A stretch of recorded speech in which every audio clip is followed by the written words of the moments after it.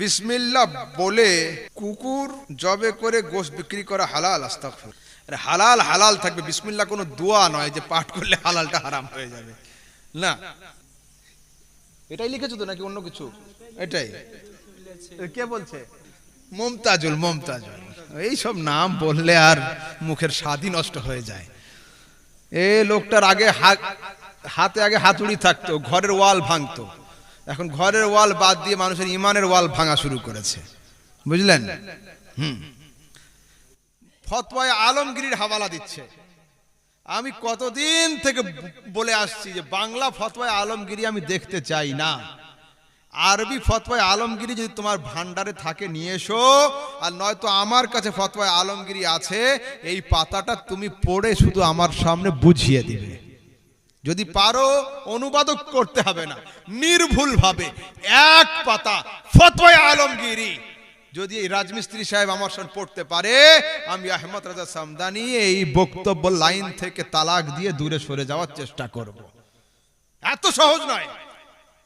বিসমিল্লাহ পড়ে কুকুর জবাই করে দিয়ে হালাল হয়ে যাবে?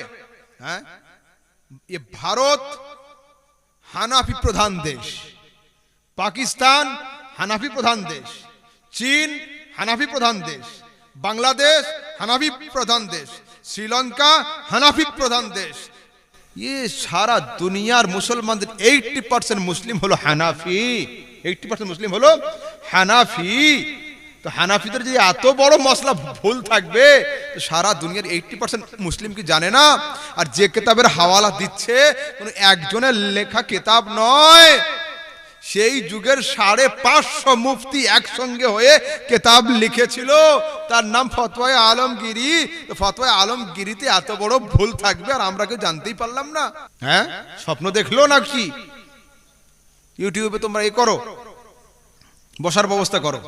হাত তুলে মোনাজাত করার বেদাত বলছে। আচ্ছা, হাত তুলে মোনাজাত করা বেদাত? জি না, রাসূল সাল্লাল্লাহু আলাইহি সাল্লাম হাত তুলে মোনাজাত করেছেন, সরাসরি হাদিস দ্বারা প্রমাণিত।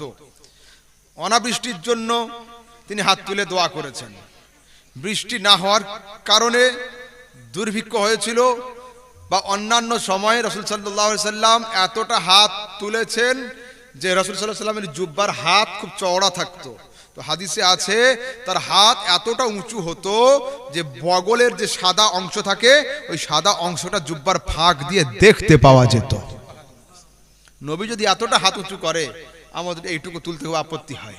খবরদার না। সরাসরি হাদিসে আছে সাল্লাইতু মা রাসূলিল্লাহ সাল্লাল্লাহু আলাইহি ওয়াসাল্লাম সালাতাল ফজর সাল্লামা ইনহারাফা রাফা ইয়াদাইহি ওয়া দাআ। নবীর সঙ্গে ফজরের নামাজ জামাত সহকারে আদায় করলাম।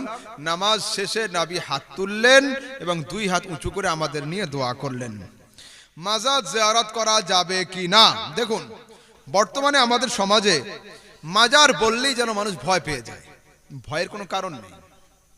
যারা আরবি গ্রামার সম্পর্কে অবগত, যেমন দেখুন, ইংলিশে আপনাদের বোঝাই, কিলিং মানে কি? হত্যা। কিলিং ওটা হচ্ছে ক্লিন। ক্লিন মানে পরিষ্কার, ওটা আলাদা। কিল থেকে কিলিং, হত্যা করা।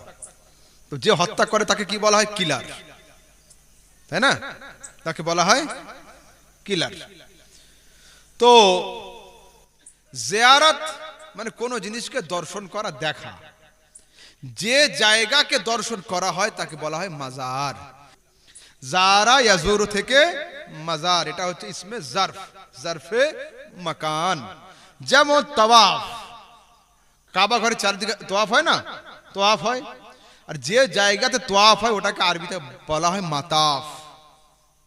সাজদা হলো ইবাদত, যে জায়গাতে সাজদা করা হয় ওটার নাম হলো মসজিদ।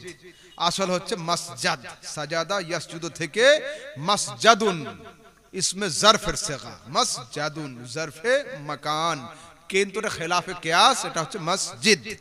তো ঠিক তেমন জারা ইয়াজুরু থেকে, জারা ইয়াজুরু মানে জিয়ারত করা, আর তার থেকে হচ্ছে মাজার, যে জায়গাকে জিয়ারত করা হয়। তো যদি লোক জিয়ারতের জন্য কবরস্থানেও যায় ওটাও মাজার, বিল্ডিং না থাকে শুধু জিয়ারত হয় ওটার নামও মাজার হলো। মাজার হওয়ার জন্য বিল্ডিং এর দরকার নেই। যেমন আমাদের উর্দুতে প্রবাদ বাক্য আছে, কেউ অসুস্থ হলাম, আমি জিজ্ঞেস করলাম মৌলানা कैसे आना हुआ, আসলে কেন আমার কাছে? বলে আরে হযরত आपकी जियारत के लिए हम आए हुए हैं। তো আমি জিন্দা লোক, তো আমার জিয়ারত কি? তার মানে আপনার খোঁজ খবর নিতে এসেছি, দেখতে এসেছি। সেই জন্য মাজার কোনো অন্য কিছুই নয়, যে জায়গাতে গিয়ে জিয়ারত হয়, দর্শন হয়, তার নাম হলো মাজার। চলুন, নবী গায়েব জানে না এবং রওজা থেকে দরুদ কিয়াম শুনতে পায় না। নবী সাল্লাল্লাহু আলাইহি ওয়াসাল্লাম গায়েব জানেন। হযরত, আচ্ছা, মুখ্যমন্ত্রীর শক্তি বেশি না প্রধানমন্ত্রীর? ঠিক তো? শিওর? আচ্ছা, হযরত ঈসা আলাইহিস সালাম বাচ্চাদের সঙ্গে খেলা করতেন। তো আপনারাও আমরাও বাচ্চাদের হাতে একটু খাবার দিয়ে বিস্কুটের প্যাকেটটা লুকিয়ে রাখি না? দু চারটে দিয়ে রেখে দিই, কেন? একটু পরে ফের ওই চাইবে, তো ওই জন্যই রাখা। তো হযরত ঈসা আলাইহিস সালাম বাচ্চাদের সঙ্গে খেলতেন, আর বাচ্চার মায়েরা বাপেরা খাবার লুকিয়ে রাখতো। ঈসা আলাইহিস সালাম বলে দিতেন, বাড়িতে যা গিয়ে ওই বক্সটা খুলবি, ওর ভিতরে লেপ আছে, লেপের ভিতরে ক্যাথা, ক্যাথার ভিতরে খাবার ভরা আছে, বের করে খেয়ে নিত। এইভাবে হতো। তো একদিন সমস্ত পাড়া প্রতিবেশী ঈসা আলাইহিস সালামের গিয়ে বলছে, ঈসা নবী তুমি এই করো কেন? তারপর শুধু এটা নয়, উনাব্বিউকুম, কোরআন শোনাচ্ছি, উনাব্বিউকুম বিমা তাকুলুনা ওয়া মা তাদাখিরুনা ফি বুয়ুতিকুম, তোমরা যা খেয়ে আসো পেটের মধ্যে আছে ওটাও খবর আমি জানি, আর যেটা বাক্সের মধ্যে লুকিয়ে রাখো তারও খবর আমি জানি। তো হযরত ঈসা আলাইহিস সালাম মুখ্যমন্ত্রী, আমার রাসূল প্রধানমন্ত্রী। তো যদি ঈসা আলাইহিস সালাম পেটের খবরও জানে, বাক্সের খবরও জানে, আমার রাসূল কবরের খবর জানবে না? বুখারীর হাদিস কিতাবুল জানায়েজের মধ্যে রয়েছে হাদিস, রাসূল সাল্লাল্লাহু আলাইহি সাল্লাম মাররা রাসূলুল্লাহ বিকবরাইন, দুটো কবরের মাঝখান থেকে হাঁটছিলেন। বুখারীর সহিহ হাদিস। কালকে চলে যাওয়ার পরে মহারাজপুরের চায়ের দোকানে বসে কেউ বলতে পারবে না যে তোমাদের আহমদ রাজা জয়ীফ হাদিস বলে গিয়েছে, না না, সহিহ হাদিস। রাসূল বলছেন থামো, ইন্নাহুমা ইউআযিবান, এই দুইজন লোককে কবরে শাস্তি দেওয়া হচ্ছে। ওয়ামা ইউআযিবান মিন কাবীরিন, কোনো বড় পাপের কারণে শাস্তি হচ্ছে না। দেখুন, পাপও দেখতে পাচ্ছে, ফের বড় পাপের কারণে শাস্তি হচ্ছে সেটাও জানে। ফের রাসূল বয়ান করছে, আম্মা আহাদুহুমা ইয়ামশি বিন নামিমা, এই প্রথম লোকটার কবরে আযাব হচ্ছে চুগলখুরি করত, চুগলি করত, সব সময় হলো পিছনে চুগলিবাজি করত। ওয়াসানি ওয়া আম্মাল আখার, দ্বিতীয় জন লা ইয়াস্তাতিরু মিন বাউলিহি, দাঁড়িয়ে দাঁড়িয়ে পেশাব করতো, পেশাবের ছিটা থেকে বাঁচতে পারতো না, ছিটেগুলো জামাতে লাগতো। এই দুটো কারণে আযাব হচ্ছে। আচ্ছা বলুন তো, এখন আমার শরীরে জ্বর, আর সত্যি জ্বর, তো জ্বরটা আপনারা আমার গায়ে হাত দিলে বুঝতে পারবেন, ঠিক কথা, কিন্তু জ্বরটা কি কারণে হয়েছে এটা কি লেখা আছে চেহারাতে? আযাব হচ্ছে, আমি ধরে নিলাম নবী দেখতে পাচ্ছেন যে আযাব হচ্ছে, ওইখানে কি বোর্ড টাঙানো ছিল এই এই কাজের জন্য আযাব হচ্ছে? না, তো দুনিয়াতে কর্ম করেছিল, কবরে গিয়ে আযাব বা শাস্তি ভোগ করছে। তো যখন দুনিয়াতে ছিল ওটা হলো অতীত, ওটা হলো অতীত, কবরে এখন মার খাচ্ছে, এটা হলো বর্তমান। রাসূল ওষুধ বলছেন, একটা খেজুরের ডাল নিয়ে এসো, মাঝখান থেকে দু টুকরো করে দুটো কবরে দিয়ে দিব, যতদিন খেজুরের ডালগুলো কাঁচা থাকবে ডালের জিকিরের বরকতে আল্লাহ আযাব কমিয়ে দিবে। এটা ভবিষ্যৎ। আমার রাসূল এক এক নজরে অতীতও দেখতেন, বর্তমানও দেখতেন, ভবিষ্যৎও দেখতেন। বুখারীর হাদিস। আসসালাতু আসসালামু আলাইকা ইয়া রাসূলুল্লাহ বলা যাবে না, কি বলতে হবে? আসসালাতু আসসালামু আলাইকা ইয়া রাসূলুল্লাহ বলা না যায়, কি বলতে হবে? সালামটা আবিষ্কার করতে বলেন ওকে। যদি আত্তাহিয়াতুতে বসে আসসালামু আলাইকা আইয়ুহান নবী বলা চলে, মিলাদ বাড়িতে দাঁড়িয়ে ইয়া নবী সালাম আলাইকা বলা চলবে না? কে বলবে? সরাসরি হাদিসে আছে, রাসূল বলছেন মা মিন মুসাল্লিমিন ইউসাল্লিমু আলাইয়া, যখন কোন সালাম পড়নেওয়ালা আমার উপরে সালাম পড়ে, ইল্লা রাদ্দাল্লাহু আলাইয়া রূহি হাত্তা আরুদ্দা আলাইহিস সালাম, আল্লাহ পাক আমার দেহে আত্মাকে ঘুরিয়ে দিয়েছেন, আমি সালামকারীর সালামের উত্তর দিয়ে থাকি। সরাসরি সিহাসিত্তার হাদিসে রয়েছে। চলুন, নামাজ শব্দ কি এবং এর বাংলা অর্থ কি?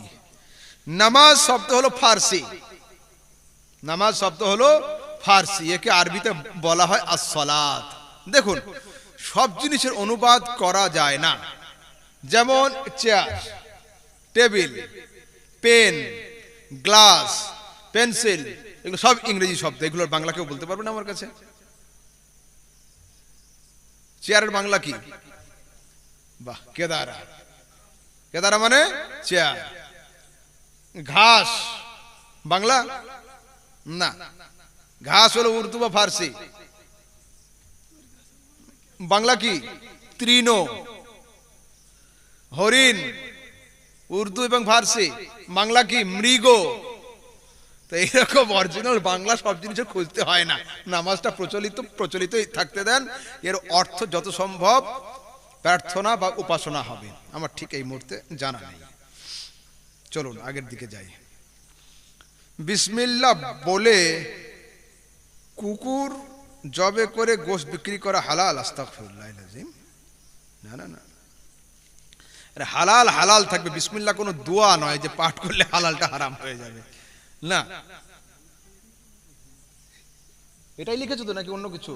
এটাই। কে বলছে? রাজমিস্ত্রি মমতাজুল। এইসব নাম বললে আর মুখের স্বাদই নষ্ট হয়ে যায়। এই লোকটার আগে হাতে হাতুড়ি থাকতো, ঘরের ওয়াল ভাঙতো। এখন ঘরের ওয়াল বাদ দিয়ে মানুষের ইমানের ওয়াল ভাঙা শুরু করেছে, বুঝলেন? ফতোয়ায়ে আলমগীরির হাওয়ালা দিচ্ছে। আমি কতদিন থেকে বলে আসছি যে বাংলা ফতোয়ায়ে আলমগীরি আমি দেখতে চাই না। আরবি ফতোয়ায়ে আলমগীরি যদি তোমার ভান্ডারে থাকে নিয়ে এসো, আর নয়তো আমার কাছে ফতোয়ায়ে আলমগীরি আছে, এই পাতাটা তুমি পড়ে শুধু আমার সামনে বুঝিয়ে দিবে। যদি পারো অনুবাদও করতে হবে না, নির্ভুল ভাবে এক পাতা ফতোয়ায়ে আলমগীরি যদি এই রাজমিস্ত্রি সাহেব আমার সামনে পড়তে পারে, আমি আহমদ রাজা সামদানি এই বক্তব্য লাইন থেকে তালাক দিয়ে দূরে সরে যাওয়ার চেষ্টা করব। এত সহজ নয়। বিসমিল্লাহ পড়ে কুকুর জবাই করে দিয়ে হালাল হয়ে যাবে? হ্যাঁ, এ ভারত হানাফি প্রধান দেশ, পাকিস্তান হানাফি প্রধান দেশ, চীন হানাফি প্রধান দেশ, বাংলাদেশ হানাফি প্রধান দেশ, শ্রীলঙ্কা হানাফি প্রধান দেশ। ये সারা দুনিয়ার মুসলমানদের 80% মুসলিম হলো হানাফি। 80% মুসলিম হলো হানাফি।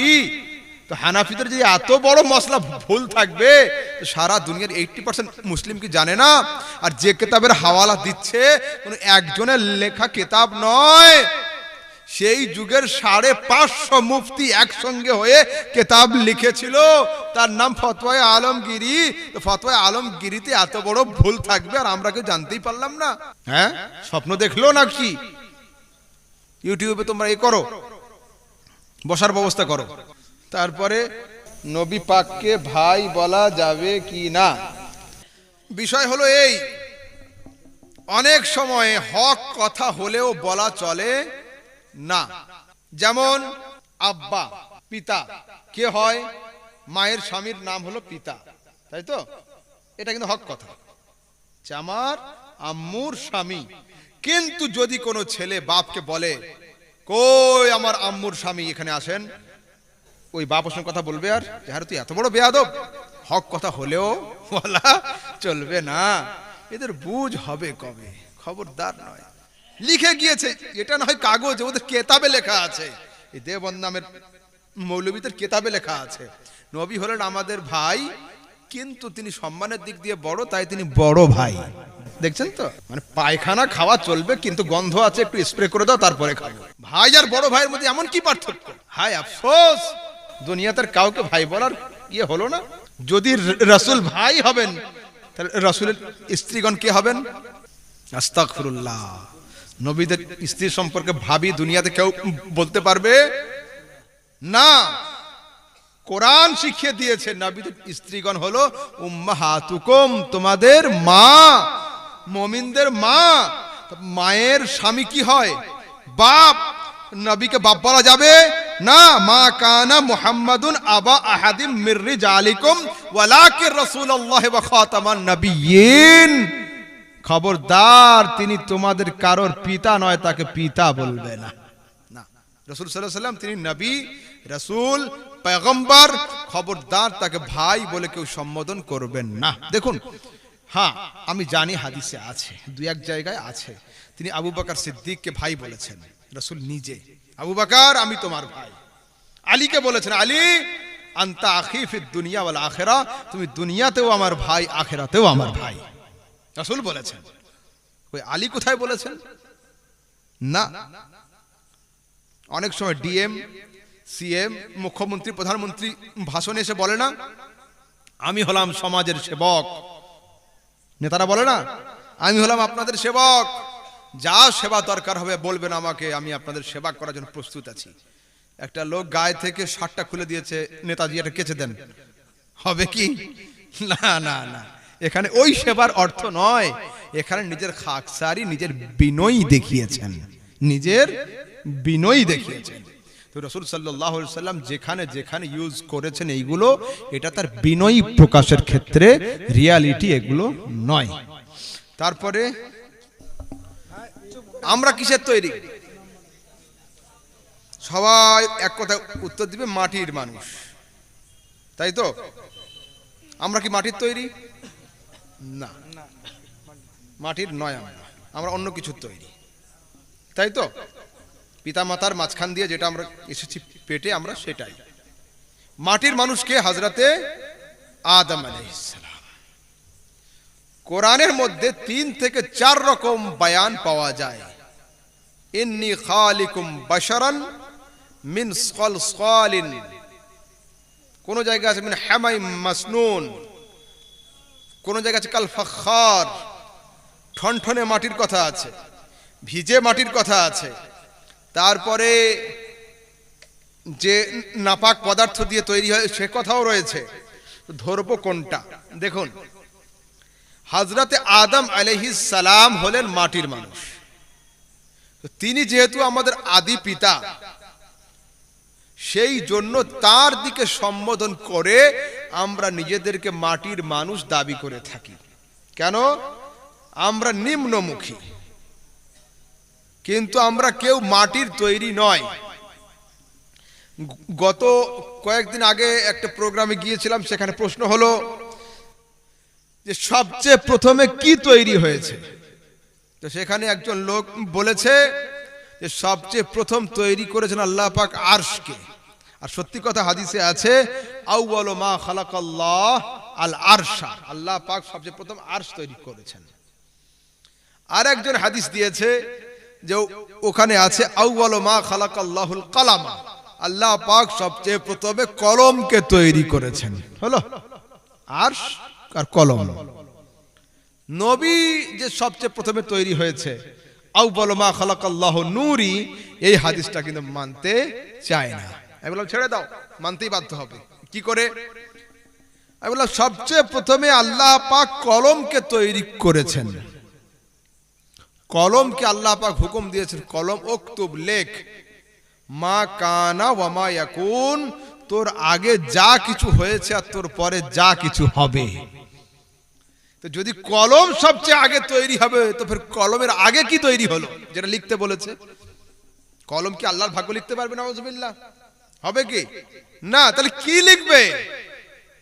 উকতুব, তুই লেখ, মা কানা, যা হয়েছে তোর আগে, ওয়া মা ইয়াকুনু, যা হবে তোর পরে। তার মানে এই কলম তোর আগে নূরে মুহাম্মাদি তৈরি হয়েছে সেটাও লেখ, আর তোর পরে কিয়ামত পর্যন্ত যা হবে তুই সেটাও লেখ। অন্য হাদিসে আছে সবচেয়ে প্রথম আল্লাহ পাক বিবেক বুদ্ধিকে তৈরি করেছেন। কোন হাদিসে আছে আরশকে তৈরি করেছেন, কোন হাদিসে আছে কলমকে তৈরি করেছেন, কোন হাদিসে আছে নূরকে তৈরি করেছেন। তো সমস্ত রিসার্চ করে ঠিক ঠিকভাবে হাদিসগুলো যদি মেলানো হয়, তো প্রমাণিত এটাই হবে যে সবচেয়ে প্রথম রাসূল সাল্লাল্লাহু আলাইহি সাল্লামের নূর তৈরি হয়েছে। সাধারণ মানুষ জুব্বা পরতে পারবে কি না? জি হ্যাঁ, অবশ্যই পারবে, অ্যাজ এ সুন্নাত।